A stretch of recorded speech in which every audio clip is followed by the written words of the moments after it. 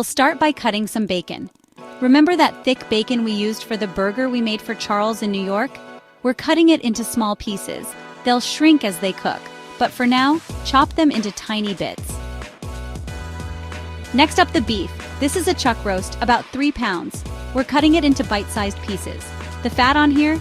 DishUp trimmed some, but what's left will add to the richness of the stew.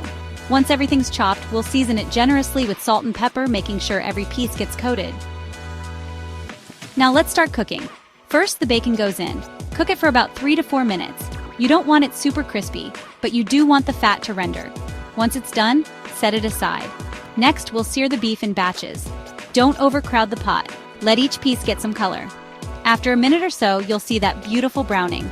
Once the first batch is done, add a bit more oil if needed, and cook the rest of the beef. Now let's use all that flavor stuck to the bottom of the pot. Add a bit more oil, then toss in a chopped onion. After about 2 minutes, add some garlic. Once it's fragrant, sprinkle in about 1/4 cup of flour. Don't worry if you don't measure exactly.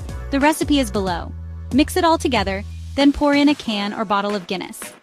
This will help lift all that delicious fond, the browned bits, from the bottom of the pot. Scrape it up. It's pure flavor. Next, add a couple of tablespoons of tomato paste. These tubes are super handy because a whole can is way more than you need. Mix it in, then add the carrots, peeled and chopped Yukon Gold potatoes, the bacon, and the beef. Stir it all together. Now, add enough liquid to cover everything. DishUp is using about 3½ cups of chicken stock. Add a couple of teaspoons of Worcestershire sauce, a teaspoon of prepared horseradish, trust DishUp, it's amazing, and about a teaspoon of dried thyme. Mix it all, bring it to a boil, then reduce to a simmer, cover, and let it cook for 2 hours. After 2 hours, remove the lid and let it simmer uncovered for another 20 minutes to thicken. The result? A rich, flavorful stew with tender beef and perfectly cooked veggies. Serve it in a bowl and enjoy the fruits of your labor. This is comfort food at its finest. No skills required, just a little effort up front. Make it, and let DishUp know how it turns out.